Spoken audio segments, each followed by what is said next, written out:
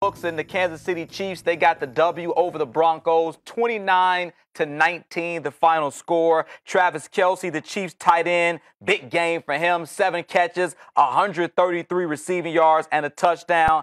Alex Smith, 202 yards through the air, Dylan. The Chiefs did throw their first interception of the season, but it wasn't by the quarterback, Smith. Yeah. We were watching that. It's Tyreek Hill throwing to the end zone. We were wondering, why did they call that play? And did Tyreek throw with his throwing hand because he threw it left-handed? And you were like, that looked it was like me throwing left-handed, but I'm right-handed.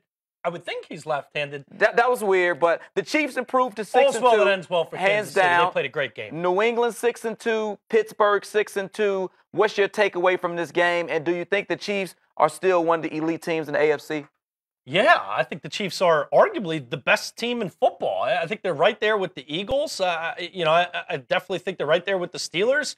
When you can dominate at the line of scrimmage the way the Chiefs did tonight and have all season long, I mean, look at what Justin Houston did, terrorizing a meek revolving door of an offensive line for the Denver Broncos, and that was a real problem. When you can dominate at the line of scrimmage like that, when you can play turnover-free football, because as you mentioned, that running back pass was an interception. That's the first turnover they've had since their first play in week 1 when Kareem Hunt fumbled the football. Yep. So when you can play turnover-free football, when you have weapons all over the field with Hunt and Hill and Kelce. Kelce has just terrorized this Denver Broncos team, not only tonight, but the last couple times they've played.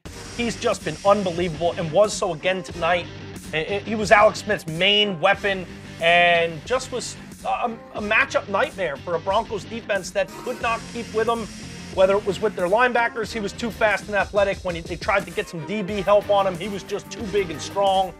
And what I learned tonight is the Chiefs are way better than the Broncos. It wasn't even as close as this 10-point spread. You can't emphasize that enough. No, they were way better. It looked like two different caliber of teams, two different levels of football going on right now. Part of that is, the Broncos are reeling.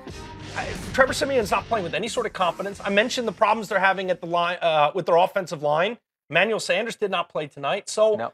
You look at a team that's just kind of scratching and clawing to compete against the best team in the division and maybe the best team in the entire AFC, and that was always going to be a problem for the Broncos tonight. So I think the Chiefs, the Chiefs have to feel pretty good about where they are and how they've started this season.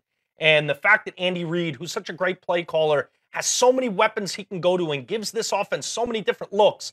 I think that's why we're seeing Alex Smith play such great football and play really the best football of his career so far, in my opinion. And I don't know if you can put all the blame on a Siemian because of that offensive line, as you mentioned, not giving him a lot of time to throw, constantly looking over his shoulder. Definitely. Some of his wide receivers drop passes as well. So we'll see if the Broncos can get things fixed. They have now dropped 3 games in a row. The Chiefs get the W.